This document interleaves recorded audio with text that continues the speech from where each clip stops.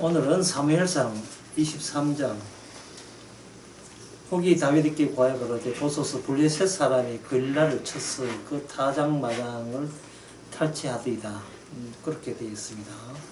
여기에 등장하는 블레셋이라는 나라가 있죠. 그 블레셋이라는 그 나라가 이 나라가 있다는 것은, 그리고 그 다윗과 투쟁을 해야 되고 싸워야 된다, 그렇게 이야기하는 것은 이걸 뭐냐,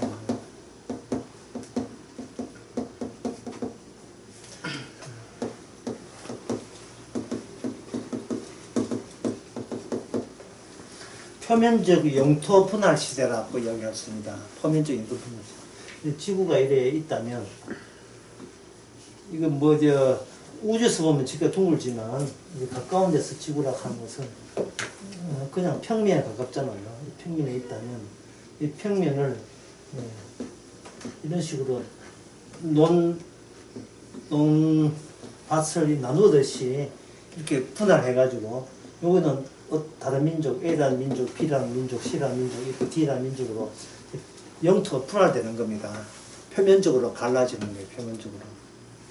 그러면 표면적으로 영토의 분할시라고 이렇게 이야기하게 되면, 그러면 신약에서의 영토라 하는 것은 표면적 영토 분할이 의미 없이 된 시대가 신약입니다.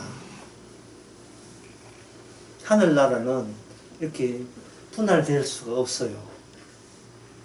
그래서 이 표면적 영토 분할 시대가 구약 때부터 계속 쭉 내려오죠. 내려와가지고 어디까지 가느냐. 세상 자체가, 이 세상 자체가 달리 하나님께서 만들어 놓은 새 세상이 있겠죠. 그 세상에 의해서 이것이 다 멸망당할 때, 이 영토 분할이 평면적으로 되던 것이 이제는 신약에서는 수직적으로 분할된다 하는 것을 여기서 암시할 수 있습니다. 표면적으로 되던 것이 수직적으로 되는 거예요. 그러면 우리는 지금 구약에 살고 있습니까? 신약에 살고 있습니까? 신약에 살고 있죠. 그러면 신약에 사는 것 같으면, 성도 같으면 이 자체가 이게 의미가 있어야 돼요? 없어야 돼요? 이게 없어야 되죠. 강남에 사냐 강북에 사냐 의미가 없어야 된다 이 말이에요. 시골에 사냐 도시에 사냐 이 중요하지 않습니다. 왜냐하면 하나님께서 네 영혼 데려갈 때는 시골이라고 낮에 보자 이런 게 없잖아요. 죽음이라는 것은 언제든지 일어나잖아요. 언제든지 낚아챌 수가 있는 겁니다. 왜냐하면 그 표면적 영토 분할이 아니기 때문에 그래요. 이 시대가 표면적 영토 분할이 아닙니다. 그러면 하나님께서는 표면적 영토 분할 시대가 끝나고 수직적 영토로 이미 분할됐다면, 하나님의 믿는 백성들, 성도들의 의식과 관점도 주님 따라서 당연히 이게 달라져야 되는 거예요. 당연히. 서울 시민 같으면 나는 강북에는 더러워서 못 살겠다, 강남으로 갑시다, 이렇게 그걸 고집할 때, 고집하는 그 의식이 주님의 하늘나라를, 그 나라 의를 생각해서 하는 의식일까요? 아니면 구약적 마인드, 구약적 의식을 가지고 했는 걸까요? 구약적 의식이겠죠. 이 영토, 여기 표현적 영토는 영토가 중요한데요. 보통 사람들은 생각하기를, 이거 다시 해볼게요. 사람이 죽는 것은 보통 죄 때문에 죽는다, 이렇게 다들 생각할 수 있을 겁니다. 죄 때문에 죽는다.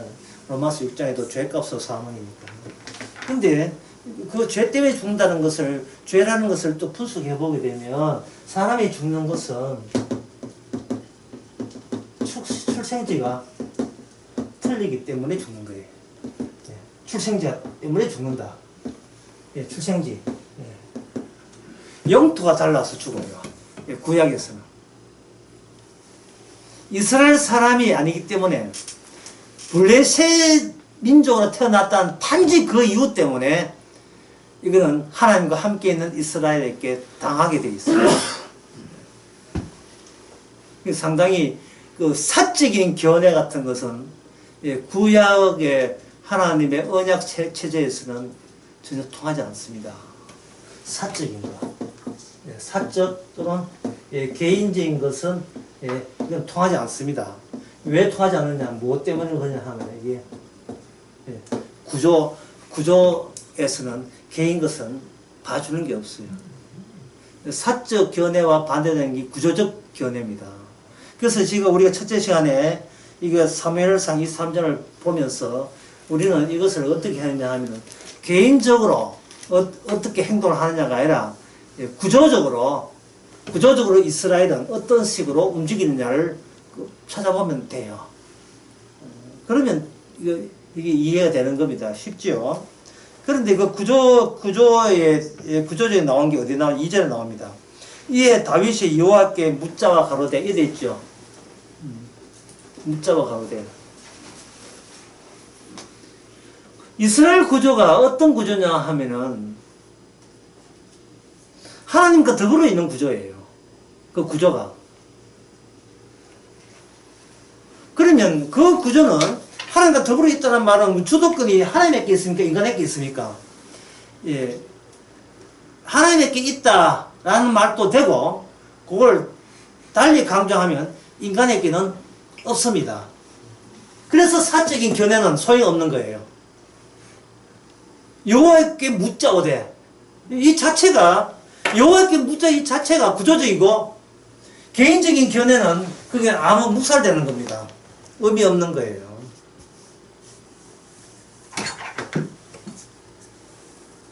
신약에 있는 수직적인 영토 분할이 이 구약에서는 하나님이 계시는 영토와 계시지 않는 영토를 하나님께서는 친절하게도, 아주 친절하게도 이렇게 시각적으로 표면적 영토 분할로 보여주신 거예요. 구약에서는.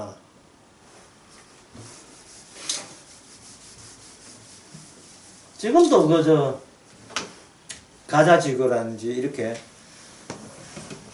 또 이스라엘 팔레스타인 거주지역 같은 경우에는 이스라엘 사람들 군대를 가지고 철저하게 그걸 지켜요. 이스라엘 가보니까 군인들이. 근데 팔레스타인은 군인이 없어요. 아무것도 안 지켜요. 이스라엘이 팔레스타인 지역에 많은 자치구역이에요. 많은 자치구역인데 이 자치가 아니에요. 이스라엘이 뺑 포위하고 있습니다. 포위하고 있는데 만약 이스라엘 쪽에서 정착촌을 하고 싶다. 정착촌을 하고 싶다 하면 이스라엘은 팔레스타인과 협의 같은 게 없습니다. 그냥 서류 들고 와가지고 오늘부로 이 무화과 나무 밭은 우리가 접수합니다. 정착촌 지어야 되겠습니다. 일주일 내내 비워주세요. 끝나요. 보상금 주면서, 보상금 안 주고 알 수는 없고 보상 주면서 일주일 내에 이사 가세요. 끝나는 겁니다. 안 간다? 탱커 와가지고 밀어버리칩니다. 예, 밀어버리치죠. 그리고 그것도 이렇게 시해한다? 장벽 씌워버립니다. 베들레헴에 가면 장벽들이, 또 확분 장벽들이 있어요. 장벽 씌워버립니다. 무엇과 무엇의 분할이냐 하면은 우리 이스라엘, 하나님이 함께 있는 나라와 하나님이 없는 나라와 아주 생생한 분할로 시각적으로 보여주는 거예요. 그것도 이 신약 시대에. 그러니까 현재 이스라엘은 가짜가 되는 겁니다. 가짜가 되는 거예요. 신약 시대에는 영토 분할이 수직적이고 수직적으로 분할되는 것이 수평적, 표면적 분할로 되는 게 아니에요. 그런데 그들은 구약 다윗 시대 때의 그 의식을 그대로 가져오는 겁니다. 왜 가져오느냐? 무엇이 안 되기 때문에 불영속성이라는 사실을 몰라요. 하나님의 언약, 하나님의 약속을 쭉 진행하면서 하나님의 약속을 진행하면서 약속의 완성과 약속의 제시 사이에 인간들로 하여금 들어오지 못하도록 불연속됐다는 사실을 그 현재 이스라엘은 모르고 있는 겁니다. 인간과 이 강남강에서 그 했는데요. 인간과 그리고 언약이 완성된 이 나라 사이에는 인간이 이 나라를 들어오려 해도 들어올 수가 없도록 막혀 있는 겁니다. 막혀 있어요. 그 막히는 방법이 들어오지 마, 들어오면 죽인다. 그게 아니고 그런 방식이 아니라 그런 힘으로 한 방식이 아니고 뭐냐면 그냥 살인사건이에요. 예수님 메시아 살인사건. 그리고 그 가해자, 주모자 누구나 구원받고자 하는 인간이죠. 그래서 유대인이라고 할 수도 있는데요. 이걸 확장시키 봅시다. 유대인이라고 하지 말고 모든 인간이라고 하시고 그 모든 인간에 뭐가 포함되어 있냐면 구원받고자 하는 그 다음에 중요해요. 네모 인간. 요 네모에 뭐가 들어갔냐면 아까 이야기했던 그 무슨 인간이 들어갔냐면 사적 인간이 들어가는 거예요. 개인적으로 구원받고자 하는 모든 인간은 어디에 못 간다? 하늘나라 갈 수가 없습니다. 왜? 연결될 수 없기 때문에. 인간의 기대와 희망과 보람은 하늘나라와 끊어져 있어요. 끊어질 수밖에 없습니다. 그래서 아까 그랬잖아요. 개인적인 것과 반대되는 건 뭐라고 했습니까? 구조적이다. 구조적이다. 주도권은 하나님에게 있습니다. 하나님이 자신의 언약, 뜻을, 약속을 펼치기 위해서 이 땅에 내려온 것은 구조예요, 구조. 하나님의 구조입니다. 구조가 유지되는 것. 그 유지가 되는 방법은 바로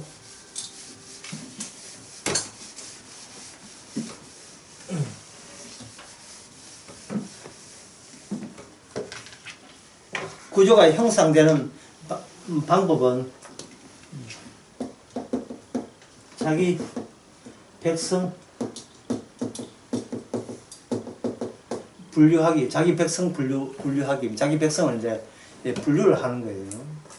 자기 백성을 이제 분류를 하는데 아까 이야기 쭉 들어보면 자기 백성, 하나님 백성의 특징은 이거는 구조적이다. 같은 말은 사적인 것이 배제된다. 사적인 것이 배제돼요. 사적인 것이 배제되는 거예요. 그러면 자기 백성을 분류하기 위해서 그 분류돼서 백성에 들어오게 된 사람의 특징은 어떤 특징이냐 하면은 아까도 이야기했습니다. 나의 실력과 나의 능력으로 내가 하나님의 보호를 받는 것 자체가 이게 아님을 아는 사람들, 나의 실력과 능력으로 보호받는 게 아님을 아는 사람, 이것이 자기 백성이 되는 겁니다. 이것은 뭐 자기 능력과 실력이라는 말은 이건 인간의 행동을 말하거든요.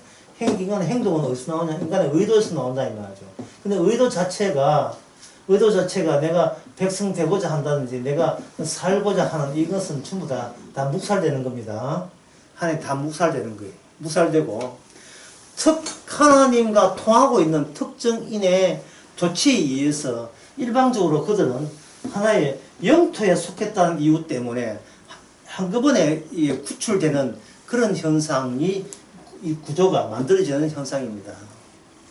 사무엘상 그 23장에 보게 되면 다윗이 여호와께 묻자와 가로되 내가 가서 이 블레셋 사람을 치리까 치고 그일라를 치리까 여호와께 다윗께 이르시되 가서 블레셋 사람을 치고 그릴라를 구원하라 하시니 이 그릴라는 시내입인데 그릴라라는 것은 예루살렘에 있고 베들레헴에 있고 여기 이제 요단강 시내에서 사해바다가 있다면 이쯤 돼 있어요. 이쯤. 이 동네는 계속 지금 다윗이 지금 사울에 이렇게 쫓기면서 돌아다니면다가 이게 이제 그릴라라는 게 있어요. 그릴라. 여기 이제 블레셋이 이스라엘 침공한 거예요. 그 쫓기는 과정 속에서도 그 속에서 들어가서 그릴라를 속에서 자기 백성을 건져내는 겁니다. 여기 건짐을 당한 이 사람 입장에서는 왜 건짐을 당해요? 마음씨가 착해서 건짐 받았습니까? 착한 일을 많이 해서 구원 받았습니까? 아니죠. 누구 때문에? 왕 때문에. 이게 바로 구조적이에요. 구조적. 하나님이 만든 구조를 지금까지 이야기한 걸 하면 압축한다면 하나님께서 이 땅에 나타나는 영토 분화에 있어서 구조적인 세계에 있어서 그걸 어떤 식이냐면 왕이 통치하는 구조로 하나님께서는 서서히 그 면모를 드러낸다. 왕.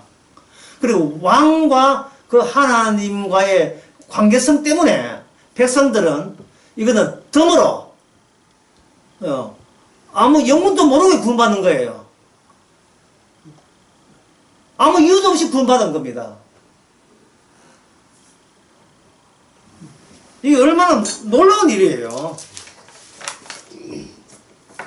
그렇게 해놓고 왜 우리는 구원받고자 하는 노력과 열심도 없이 왜 그냥 덜렁 구원받았습니까?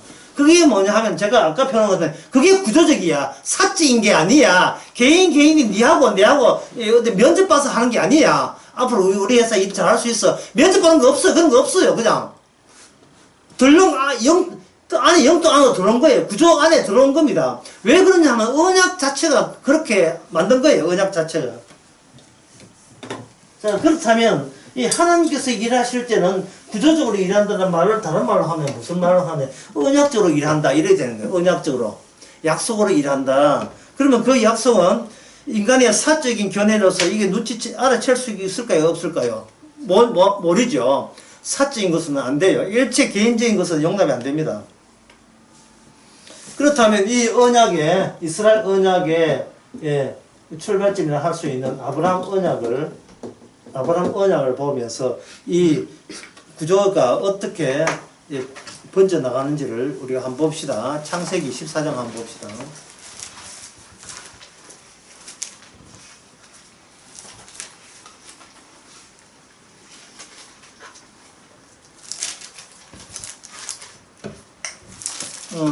창세기 14장에 보게 되면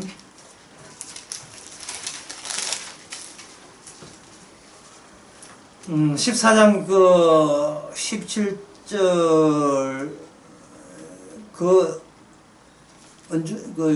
근처에 보게 되면 18절에 보면 살렘 왕이 나오죠. 살렘 왕 멜기세덱이 나오죠. 떡과 포도주를 가지고 떡과 나왔으니 그는 지극히 높으신 하나님의 제사장이다 이래 됐어요. 살렘 왕. 그런데 그 뒤에 누가 나오냐 하면은 21절에 한번 읽어보세요. 21절 누가 읽어보세요. 소돔 왕이 아브라함에게 이르되 사람은 내게 보내고 물품은 네가 가져라. 이렇게 돼 있죠. 여기에 왕이 두 사람 나와요. 하나는 살렘 왕 멜기세덱이 나오고 또 한 사람은 소돔 왕이 등장합니다. 그런데 여기서 아브라함은 여기 어디 있어요? 아브라함은 그 멜기세덱의 왕의 대리인으로 참석하는 대리인으로. 분명히 우리가 그 살렘 왕 멜기세덱이 18절에 나오지만 18절 이전에 15절에 보면 14절에 보면 거기에 싸움은 누가 했느냐면 아브라함과 거기 318명 데리고 쫓아가지요. 그 다음에 13절에 보면 동맹국가도 있죠. 어쨌든 간에 아브라함이 지금 전쟁의 주도권자다. 아브라함이 누구하고 싸웠냐면 소돔 왕하고 싸운 걸로 돼 있어요. 아브라함이. 그러면 승리는 누구의 승리에 마땅하죠? 아브라함의 승리여야 마땅한데 아브라함이 승리하고 돌아오면서 누가 만나냐 하면 멜기세덱을 만나요. 자, 아브라함은 지금 왕입니까? 왕 아닙니까? 왕 아니에요. 이거는 왕 아닌가? 이거는 사적이에요. 사적이니까 구조적이 아니에요. 구조적. 영토적이 아니다 이 말이죠. 내 조카 구출을 하려고 전쟁 벌리고 싸우는 겁니다. 이런 아브라함과 상대하는 사람은 아브라함과 똑같이 사적으로 싸움을 하는 사람은 소돔 왕이에요. 소동왕이라 할 수 있죠. 여기에 소동왕과 고모라 왕과 이게 8절에 보면 소동왕과 고모라 왕과 아드마 왕과 스로보용 왕과 벨라 왕 이 소동 왕에서 시팅골이 그때 영접하였으니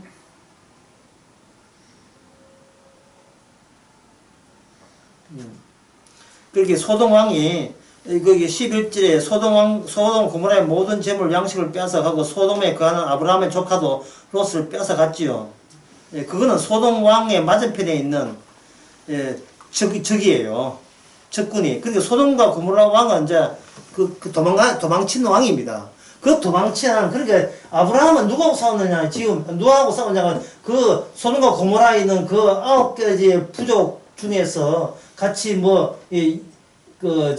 연합해서 싸우든지 저기서 싸우든지 싸웠다 이 말이죠. 어쨌든 아브라함의 바실산은 롯이 사로잡혔다는 거예요. 그 적들에게 소돔과 고모라 왕은 도망쳐버리고, 이럴 경우에 아브라함은 사적인 전쟁을 한 거예요. 그런데 아브라함이 살렘 왕 멜기세덱을 만나고 난 뒤에 이거는 사적인 전쟁이 아니라는 겁니다. 이거는 하나님께서 이 땅에 언약적인 그러한 구조를 세우기 위해서 아브라함을 이용한 거예요. 조카가 잡히는 그런 일조차도 하나님께서 자기 세계, 자기 천국을 만들기 위해서, 자기 구조의 틀을 만들기 위해서 이용하신 거예요. 그래서 이거는 아브라함이 알아요. 이거는 내가 사적으로 잘하고 똑똑해서 열심을 내어서 전쟁에서 획득한 이건 전리품이 아니라는 사실입니다. 근데 그 아니라는 사실을 뭐로 표시하냐 하면 바로 얻어 챙긴 전리품 중에서 10분의 1, 마무리를 할 수 있는데, 그 10분의 1 미사일 탄도에서 제일 꼭대기에 제일 중요한 부분 10분의 1이 차지하는 전체를 대표하는 10분의 1, 그것을 아브라함이 누구한테 바쳤느냐 하면은 그 살렘왕 멜기세덱의 바칩니다. 이게 종속의 의미가 있어요. 이번 일은 제가 시작된 게 아닙니다. 하나님 쪽에서 시작한 일입니다. 라고 이렇게 그 11절을 바칩니다. 11절을 바치고 난 뒤에 소동왕이 와서 하는 말이, 아브라함 당신 덕분에 우리의 물건을 되찾았으니까 우리로부터 이 바친 선물을 좀 받아주세요. 성의 표시입니다. 하니까 아브라함이, 나는 내 전쟁이 아니기 때문에 당신이 얻은 것은 내가 노력해서 얻은 게 아니기 때문에 받지 않겠습니다. 거부해버리죠. 여기서 뭐가 등장하냐? 바로 구조에는 누가 등장하냐? 구조에는 반드시 이 땅에 누가 등장하느냐? 언약을 추진할 왕이 등장한다는 것을 알 수 있습니다. 근데 왕이 등장하는데 왜 하필이면 아브라함을 통해서 전쟁케 해가지고 살렘 왕이 왕답게 등장하는 이유가 뭐냐? 그것은 바로 여러분들이 여기서 좀 복잡하더라도 이러면 좀 참아내셔야 됩니다. 그것은 아브라함에게 하나님께서 약속한 게 있어요. 언약한 게 있어요. 언약이 하는 첫째와 둘째는 실질적인 것이고요. 실질적인 것이고, 세 번째는 의미입니다. 첫째가 뭐냐면 땅, 그 다음에 그 다음에 하나님의 의를 주신 거예요. 시와 땅과 의를 이렇게 합쳐서 해석하면 이렇습니다. 땅은 영토에 살 수 있는, 시는 백성, 그 백성들의 공통적인 속성을, 본질은 하나님이 원하시는 그 나라의 하나님의 의인들이 새로운 영토에 집합하는 것. 이게 바로 언약의 나라, 완성된 나라, 천국입니다. 여기서 무엇이 없어집니까? 개인적인 의도와 의향이라든지 기대, 소망, 이거는 다 탈락입니다.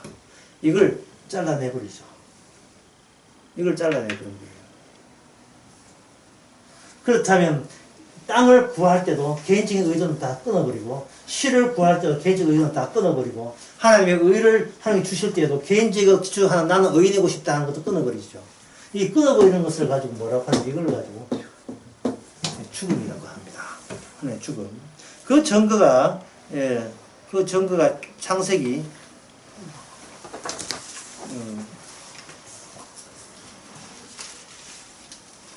창세기 23장 창세기 23장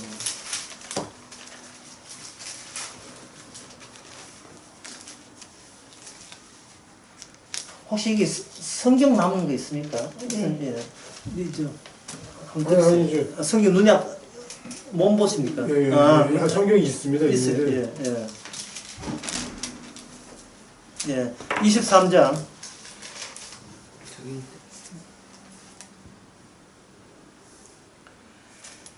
23장에 거기 보면 17절에 보면 마물의 앞 막벨라 있는 에브론 밭을 바꾸어 그 굴의 사방에 수몰 뭐 이런 이야기 나오죠. 이게 누가 죽었냐 하면은 23장에서 그 사라가 죽어요. 130세 127세를 살았으니 사라가 죽습니다. 죽고 난 뒤에 매장지를 구하면서 그 죽음의 사라 죽음의 효과가 나타나요.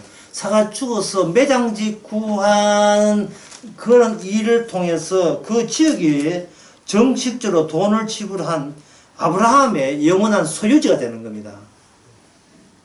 사라가 죽지 아니하면 아브라함 땅은 약속의 땅에서 어떤 한 평도 아브라함 소유의 땅이 없어요. 지금 우리가 지금 토면적 영토 분할에 지금 일이 개시됐다는 걸 아시기 바랍니다. 그 땅을 하나님이 주실 때 그 땅에 단 한 평도 아브라함 땅이 없었습니다. 하나님은 약속은 있는데 언약은 있는데 땅도 없고 시도 없고 의도 없고 아무것도 없어요. 그래서 주님의 일은 불연속성이에요. 하나님의 것이 아무것도 없다는 말은 누구밖에 없다? 인간들이 사적인 것밖에 없어. 사적인 것. 그러면 성도가 됐다는 말은 사적인 것이 몽땅 다 날아갔다는 뜻이에요. 사기를 당했지. 몽땅 다 날아간 거예요. 내 거에 없는 거예요. 예. 안경 누구 겁니까? 안경 누구 거예요? 주님의 거잖아요. 딱 나와야지. 안경뿐만 아니라 자식도 누구 거예요? 주님이 붙여준 거예요. 만약에 안경은 내 안경이고 자식도 내 자식이라면 천국 갈 때 꼭 필요한 하나님의 의도 나의 의가 되어서 땡 탈락이에요.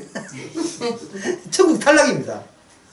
의가 주님의 의가 되려면 현재 갖고 있는 시와 땅 이 모든 것도 내 것이 없어요. 내 것이 없다는 말은 내 것이 없어도 나는 천국 가면 주겠지라고 하면 안 돼요. 왜냐하면 내 것이 없다는 말은 구조적으로 왕의 것이에요.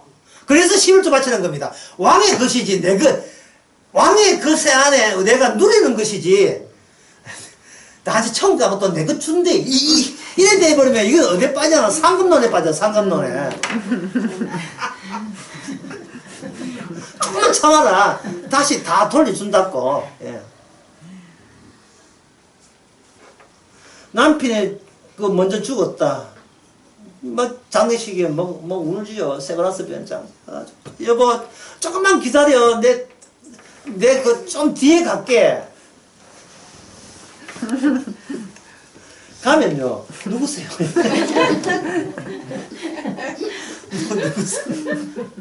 더 이상 남편은 아내한테 안 매이고 남편은 아내한테 매이질 않아요. 왜냐하면 그리스도께 매인 바되기 때문에 그 누구의 소유가 될 수 없습니다. 이 세상에서는 아내는 남편에게 소유가 되지만 하늘나라에서 그 누구의 소유가 되지 않습니다. 어서 그때가 그리워지지 않습니까? 참 그리워지지요.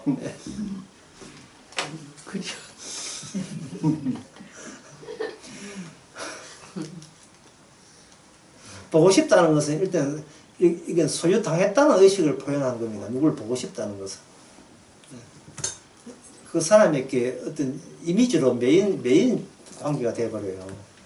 구조적이 아니고 사적인 관계가 된다. 그래서 고린도전서 13장에 보면 사랑은 뭐냐 하면은 그리워하는 게 사랑이 아니라 누구에게 그리워하느냐가 분명해야 돼요. 그때는 얼굴과 얼굴을 마주보는데 누구 얼굴? 바로 그때는 주님의 얼굴을 만들. 항상 사랑, 믿음, 소망도 그냥 그리워하고 그런 거 바라고 믿는다가 아니라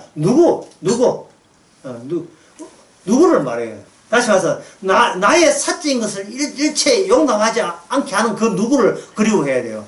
나를 전혀 생각하지 내가 내 생각 알 필요 없게 만드는 그 누구, 그게 아가에 나오는 그 누구입니다. 서로가 술라미 여인과 솔로몬 왕은 서로가 서로를 그런 상대였어요.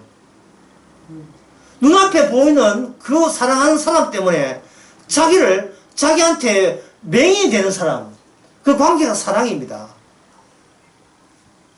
자기에게 눈먼 사람, 바보같이요. 예. 바보 같은 사람이에요. 자기에게 눈멀었어요. 자기에 대해서는 아무 생각도 안 하는 겁니다. 예, 그런 것은 여러분 이 땅에서도 여러분들이 약간은 간접 체험이 돼요. 왜냐하면 부모가 자식 아플 때 보세요. 자기 생각 안 하죠. 자기는 말라 죽어가면서도 젖줄 넣고 젖 내미는 거 보세요. 이게 바로 그건 뭐 개도 그렇게 하지만 개도 그렇게 짐승도 그렇게 하지만 이거는 이유 없어요. 그러고 싶은 것도 아니에요.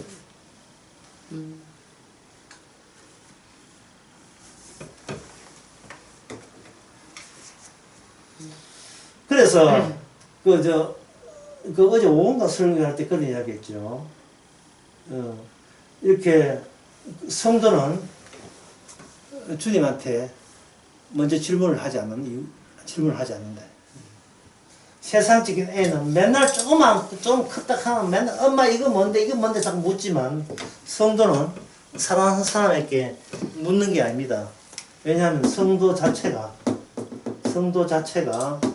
주님의 무릎이 되기 때문에. 내가 너를 만들었다는 거예요. 내가 너를 만들었어. 그럼 나가 있으면 옛날에 사적인 나가 있겠죠. 두 번째 구조적인 나가 있겠죠. 사적인 내가 내 목표가 있는 반면에 인간은 목적지향적이니까 목표 있는 반면에 목표. 집사님 목표 좀 이뤘어요. 뭐 맞는다 하는데 좀 힘들었어요. 기대 갖고 있어요. 목표 있는 반면에 목표를 부질없이 목표를 만들고자 애를 쓰는 내 찌질한 모습이 주님의 목표예요. 그 찌질한 모습이 주님의 목표라고. 빨리 주님 재림할 걸 생각하지 목표 만들어서 막아. 클래식 밴드 만들 필요 없이 주께서 재림하시면 그만인데. 아까 했잖아요. 죽음이라 하는 것은 오늘 밤 내용 들어가면 누구시 되겠느냐. 항상 죽음은 언제든지 일어나게 돼 있어요. 죽음은 이 구조적이기 때문에 그래요. 안 죽고 싶은 것은 사적인 마음이고 구조 안에서는 네 목숨 네 마음대로 안 되고 내 마음대로 된다는 겁니다. 그분이 우리의 왕이시고 우리는 그분을 굉장히 그리워해야 돼요. 나를 묵살을 만드는 분이 계신 것이 얼마나 다행스럽고 고마운지요. 나를 인간 취급 안 해주는 분이 있다는 거 너무 감사한 일이 아닙니까? 그 정도 돼야 믿을만한 분 아니에요? 나를 박살낼 수 있는 분. 만약에 어떤 그 남녀가 서로 연애하는데 여자 쪽에서 우리 집은 돈이 없어.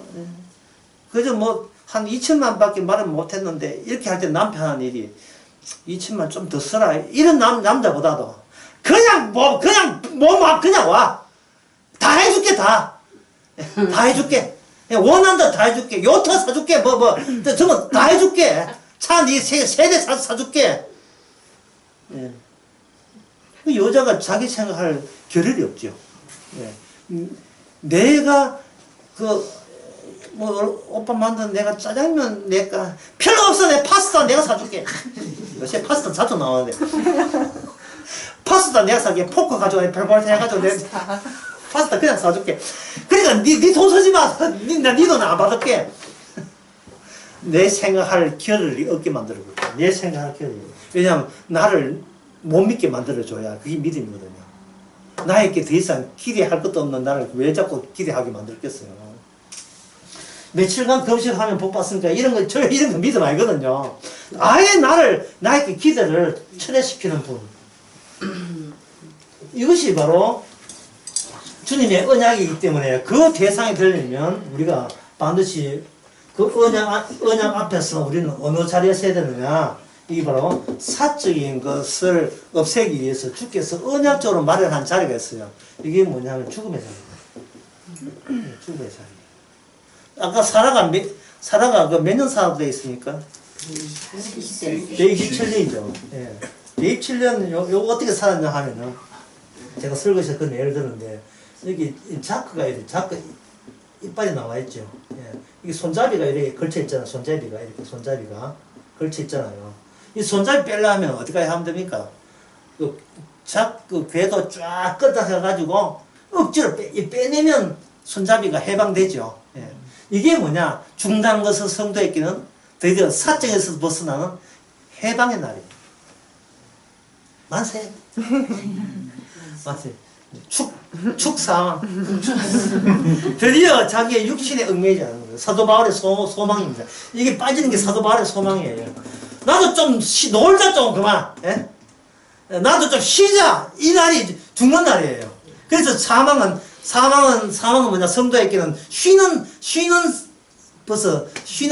쉼의 시작이에요. 쉼의 시작. 이미 그 자리가 이미 확보되어 있으니까, 예. 그걸로 인하여 이 세상 사는 것도 살만하죠. 예.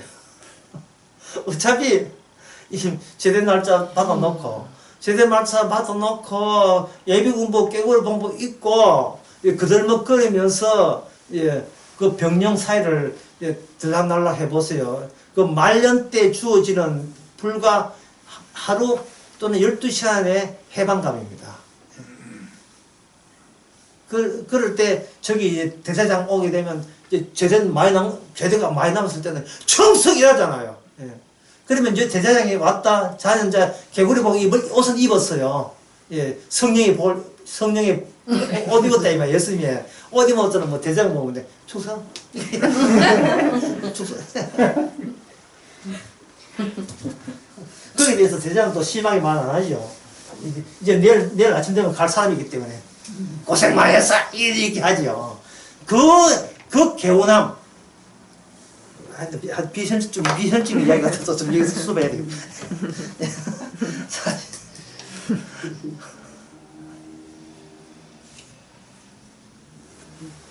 결국 그 다윗이 전쟁을 한다 하는 것은 바로 다윗은 누구의 대리 전쟁이냐 하면 멜기세덱의 대리 전쟁이에요. 멜기세덱의 대리 전쟁. 왜냐하면 히브리서 6장 7장에 보면 아브라함이 그 멜기세덱을 만났을 때에 그 하나님의 대리자하고 맹세했거든요. 11조를 맹세했다고요. 그 대목을 한번 볼까요? 오늘 이 첫 번째 강의가 좀 이렇게 좀 논리가 난해해요. 감당할 수 있기 때문에 하는 겁니다.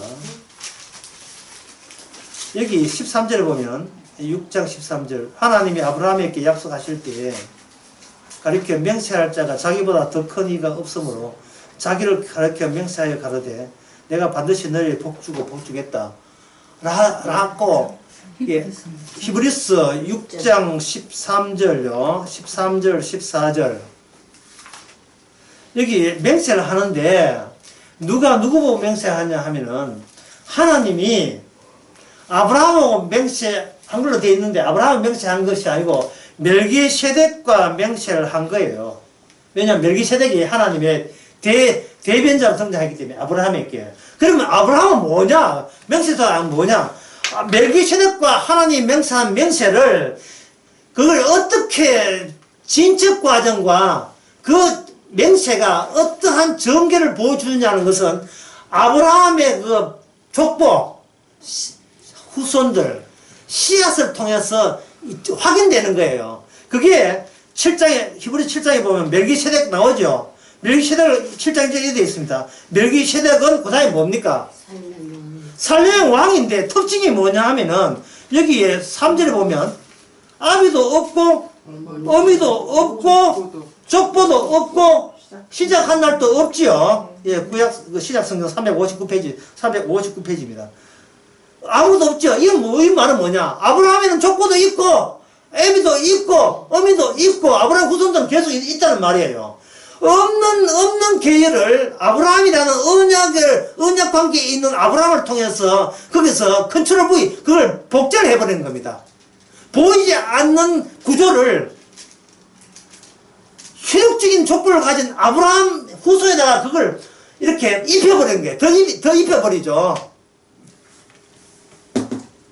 표면에 그 언약적 마그마가 표면을 새로운 영토로 만드는 거예요. 올라와가지고 언약이 자기 구토물을 내고 그걸 역사화시키는 겁니다. 그러면 아브라함의 이게 핏줄은 세상적인 핏줄하고 확연한 차이 나는 거예요. 세상처럼 핏줄은 어떤 핏줄이냐 하면 아버지 엄마 있으면 당연히 자식이 있는 핏줄이잖아요. 근데 아브라함 핏줄은 아까 제가 봤듯이 죽음이라는 것을 언약적 죽음을 집어넣었기 때문에 땅도 죽어야 생기는 땅이고 씨도 그런데 지금 있는 이스마엘을 보내야 되는 비교해서 보내야 되는 그러한 자식 이삭이죠.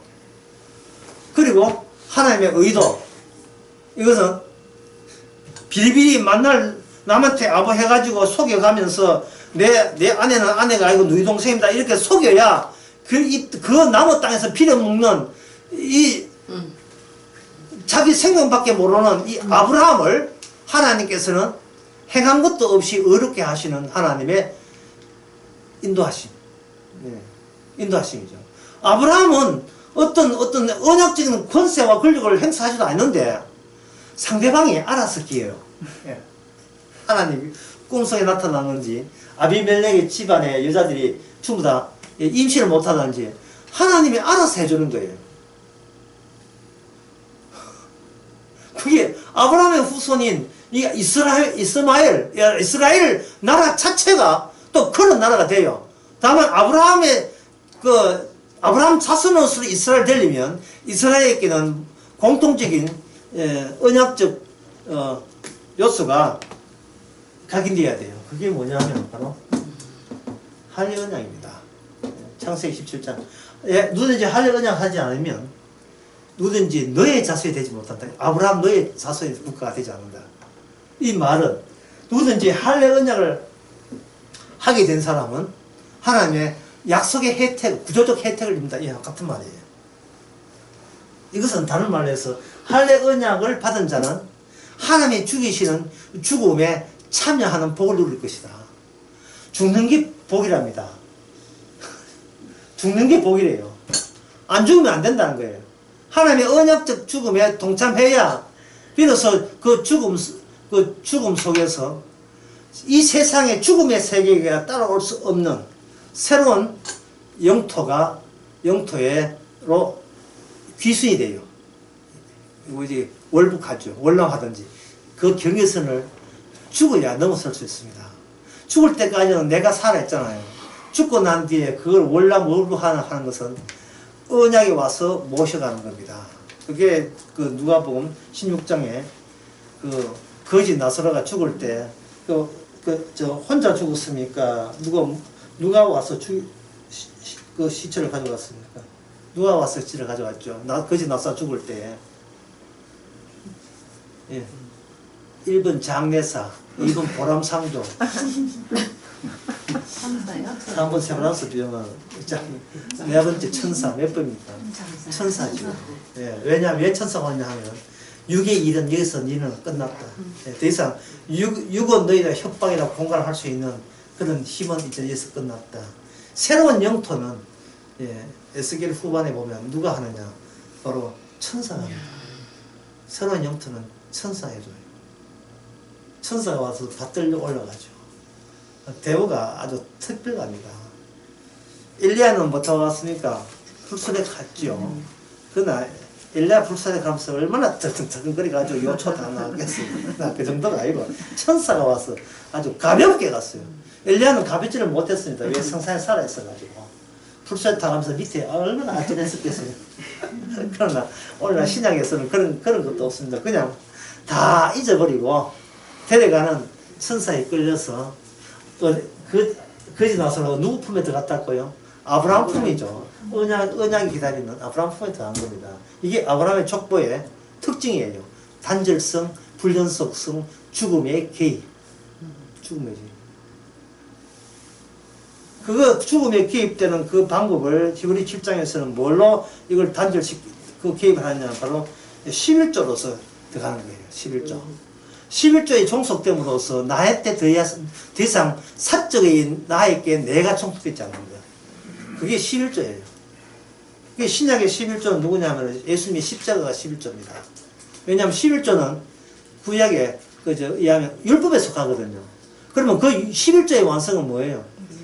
십자가예요. 십자가 사건이에요.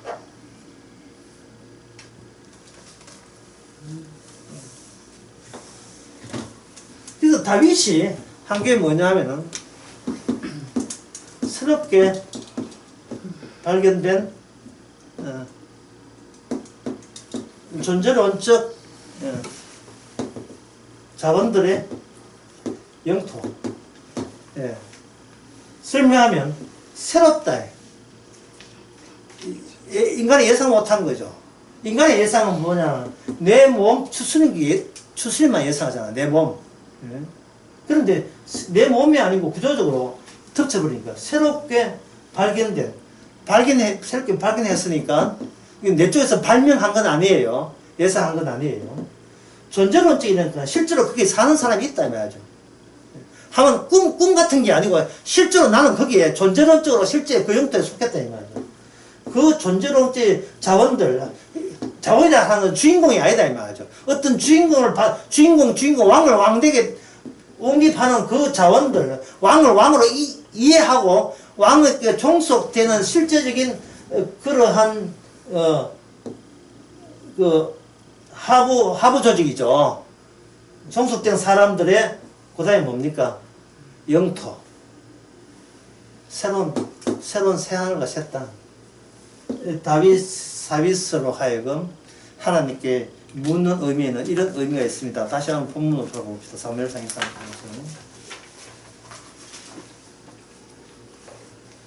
그러면 그 블레셋은 그 뭐겠어요? 아까 그 아브라함의 전쟁에서는 블레셋은 소돔 왕이겠죠. 소돔 왕. 물론 이건 소돔 왕과 싸워서 그들을 도륙하고 그들의 가죽을 끌어오니라. 다윗이 이와 같이 글라 거미를 그 다음에 뭡니까? 구원하지요. 자, 이 구원한다는 의미가 이렇게 이런 구조적으로 계획에 맞춰서 착착 진행되는 그런 요소들이 있는 겁니다. 자, 그러면 이러한 일을 할 때에 아브라함은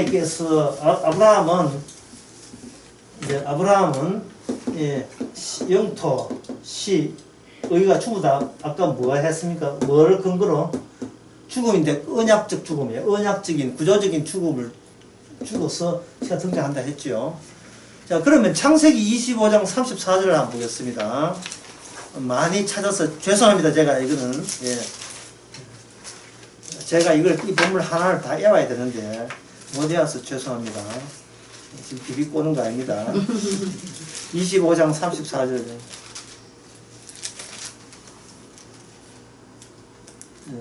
한번 읽어볼까요? 야곱이 떡과 팥죽을 에서에게 주매 에서가 먹으며 마시고 일어나 갔더니 에서가 장자의 명분을 가볍게 여기며 에서가 장자의 명분을 긍휼히 여깁니다. 가볍게 여겼다는 말을. 야, 이거는 뭐 왜 갖겠냐 하면 에서는 구조적이 아니고 사적으로 생각하기 때문에 네가 내한테 팥죽 먹었다고 해서 이미 장자된 것이 이 신분 변화가 일어난다는 건 네 생각이 좀 이상한 생각 아니야? 네 내한테 속았어. 팥죽만 날려서 내놔 이러거든요. 그런데 여기는 뭐라고 평가합니까? 예수가 장자의 명분을 중요히 여겼다. 그러니까 야곱은 언약을 생각하는데 전혀 지금 예수는 언약이라는 구조를 생각 못하는 거예요. 팥죽 먹고 살려고 하는 거예요.